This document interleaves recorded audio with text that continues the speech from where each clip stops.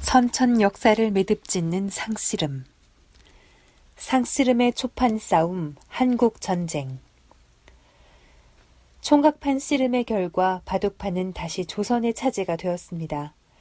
그러나 곧이어 38선이 그어지면서 남쪽에는 미군이, 북쪽에는 소련군이 들어왔습니다. 가을 개벽을 향한 오선위기의 마지막 판인 상씨름판이 형성된 것입니다. 1950년 6월 25일 새벽 4시 작전 암호는 폭풍. 북한군이 탱크를 앞세우고 38선을 넘어 일제히 남쪽으로 밀고 내려왔습니다. 마침내 상씨름이 불붙은 것입니다. 이후 1953년 휴전을 하기까지 3년 동안 남북한을 합해 약 300만 명이 목숨을 잃었고 1천만 명이 넘는 이산가족이 생겼습니다. 씨름판 때는 조선의 38선에 두고 세계 상씨름판을 붙이리라. 도전 5편 7장 3절.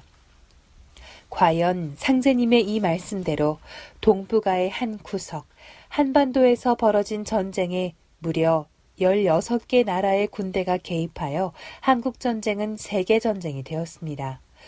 의료 지원을 한 나라까지 합하면 모두 26개국이 전쟁에 휘말렸습니다. 이제 상씨름 초판 싸움을 멈추고 휴전한 지 벌써 반세기를 훌쩍 넘겼습니다.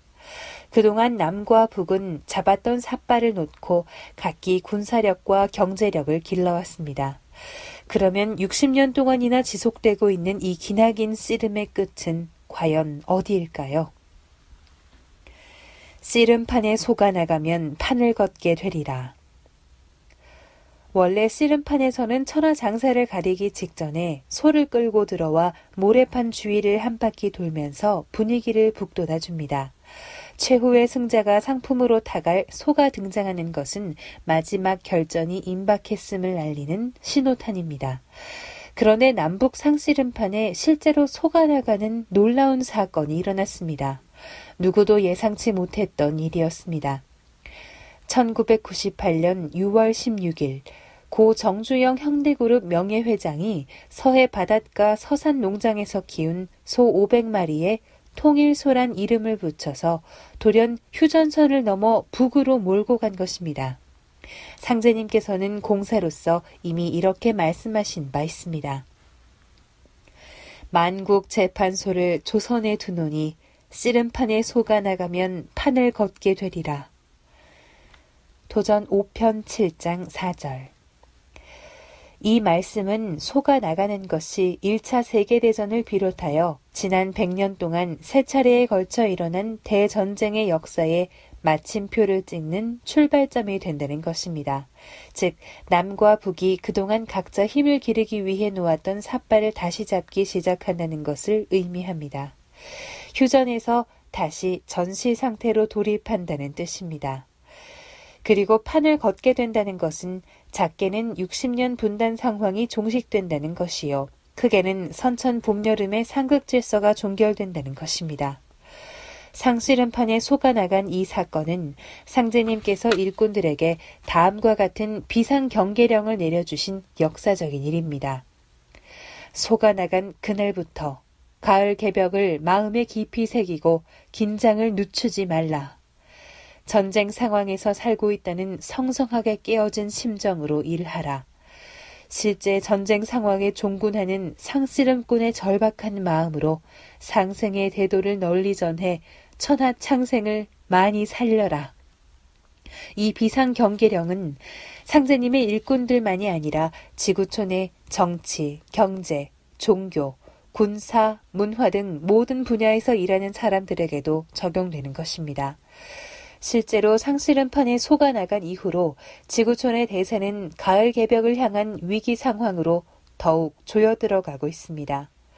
인류사의 모든 문제가 가을 개벽의 실제 상황을 향해 돌진하고 있습니다. 때문에 도정에 임하는 일꾼들은 천하사 신앙인으로 성숙해야 하고 국정 책임자들도 국가 경영과 역사에 대한 인식을 근본적으로 새롭게 해야 합니다. 다가올 위기 상황을 미리 내다보고 전시 상태의 총체적인 위기 경영을 할 수 있는 도력과 능력을 길러야 한다는 말씀입니다. 육자 회담에 담긴 천지공사의 비밀. 상씨름판에 속아나간 이후 전 세계를 긴장시키는 사건이 발생하였습니다. 2003년 북한이 느닷없이 핵 확산 금지 조약을 탈퇴한 것입니다.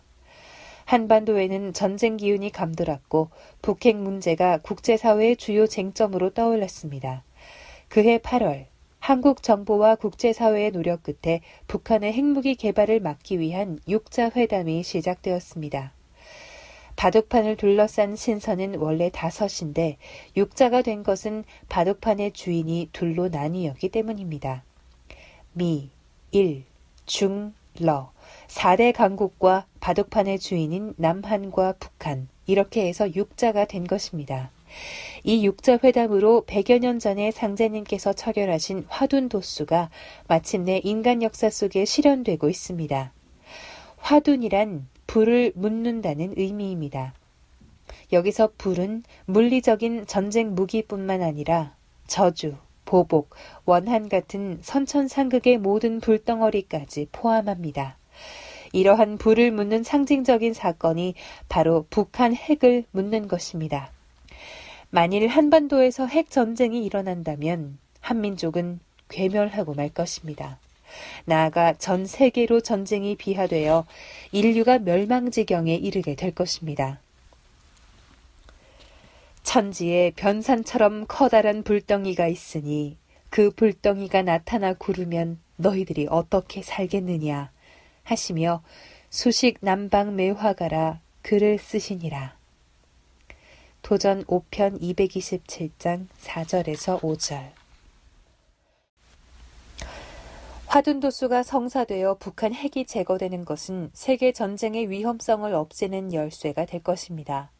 미국의 언론인 돈 오버도퍼는 2개의 한국에서 한국 정부 소속 고위 관계자의 발언을 빌어 북한의 핵무기 보유는 단순한 정치적 문제가 아니라 인류 문명의 과제라는 의미심장한 지적을 한 바 있습니다.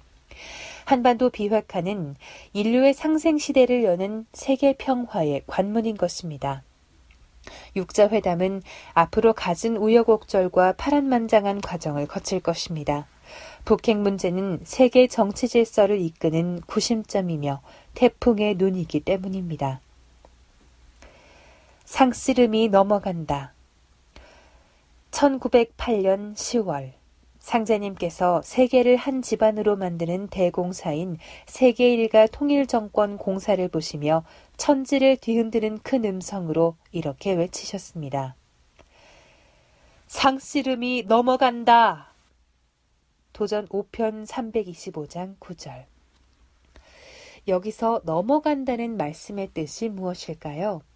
이 표현이 아주 미묘하고 어려운데 둘이 삿발을 잡고 싸우다가 화자자자 하면서 순간 꽈당하고 한쪽이 넘어가고 만다는 것입니다. 이것은 단순히 전쟁이 일어난다는 의미가 아닙니다. 하늘이 넘어가고 땅이 넘어가고 인간의 전 역사가 넘어가고 모든 신명의 생사가 넘어간다는 말씀입니다. 우주의 시간 질서, 자연 질서, 인간 역사의 질서가 새로운 단계, 새로운 판으로 넘어갑니다. 한마디로 우주의 여름철이 종결되고 천지인 3계가 가을철 문화로 뛰어든다는 말씀입니다. 그럼 왜 상씨름은 넘어가고야 마는 것일까요? 많은 사람들이 소망하는 대로 북한이 핵을 포기하고 북미 수교가 이루어져서 한반도가 평화의 길로 곧장 갈 수는 없는 것일까요? 동북아 전쟁은 피할 수 없는가? 최근 우리나라의 한 북한 문제 전문가가 한반도는 불안한 평화 속에 있다라고 하면서 경종을 울리는 한마디를 던졌습니다. 한반도는 지금 전쟁과 평화의 기로에 서 있다. 평화를 지켜내지 못하면 참혹한 전쟁의 혹한기를 맞아야 할지도 모를 불안한 운명을 맞고 있다. 전쟁은 억지되고 있지만 평화는 정착되지 못했다. 전쟁과 평화. 한반도가 전쟁의 혹한기를 맞을 뻔했던 일은 이미 한 차례 있었습니다. 1994년 제1차 북핵 위기 사건입니다. 당시 미국 클린턴 정부가 핵 전쟁을 불사하면서 북한 영변의 핵시설을 폭격하려 하였으나 동북아에 광범위하게 퍼질 방사능 피해와 수만 명의 미국 병사들 죽음에 대한 우려 때문에 결국 공격 계획을 취소하였습니다. 부시 정권이 들어선 후 대북 강경파들에 의해 한반도 전쟁이 다시 제기되었지만 이라크 전쟁이 일어나자 한반도 문제는 육자회담을 통해서 해결하도록 되었습니다. 그러나 북한의 노련한 벼랑 끝 전술로 북핵 문제는 아직도 해결의 기미가 보이지 않습니다. 사실 동북아에서의 전쟁 가능성은 그동안 꾸준히 제기되어 왔습니다. 미국은 북한을 핵폭격한다. 공격 시나리오 같은 책을 보면 미국, 러시아, 중국, 일본 등은 이미 전쟁 프로그램을 다 짜놓았으며 다만 상황 변화에 따른 전략 정비만 하고 있을 뿐이라는 것입니다. 그렇다면 50여 년 동안 멎었던 포성이 어떻게 다시 울려 상스렘이 마무리되는 것일까요? 증산상제님은 오선위기를 끝내는 마지막 한 점 바둑의 운명을 다음과 같이 밝혀주셨습니다. 아무리 세상이 꽉 찼다 하더라도 북쪽에서 넘어와야 끝판이 난다. 도전 5편 415장 3절. 또 태모님께서는 이렇게 말씀하셨습니다. 이 뒤에 상씨름판이 넘어오리니 그때는 38선이 무너질 것이요 살 사람이 별로 없으리라. 도전 11편 263장 2절. 위기에 몰린 북한이 최후의 카드로 전쟁을 먼저 시작하든 미국이 선제 공격을 하든 마지막 한판 승부는 북한이 남침을 강행함으로써 불붙게 된다는 말씀입니다. 그러면 북쪽에서 넘어와 끝판이 나는 상씨름의 실제 상황은 과연 어떻게 진행될까요? 만일 한반도에 분쟁이 발생하여 한미연합군이 북한을 상대로 대전쟁을 벌이게 된다면 러시아와 중국은 가만히 있을까요? 어떤 명분을 만들어서라도 동북아 패권 경쟁에 끼어들지 않을까요? 여러 정황으로 볼 때 앞으로 세계 전쟁이 일어난다는 상제님의 말씀을 결코 가벼이 넘길 수가 없습니다. 상씨름을 매듭짓는 간방 한민족. 그런데 남북 상씨름에는 천지공사의 종시도수가 붙어 있습니다. 상씨름으로 종어간이니라. 전쟁으로 세상 끝을 맺나니 개벽시대에 어찌 전쟁이 없으리요. 도전 5편 415장 1절. 종어간에서 마칠 종자는 선천 봄 여름철 세상이 끝이 난다.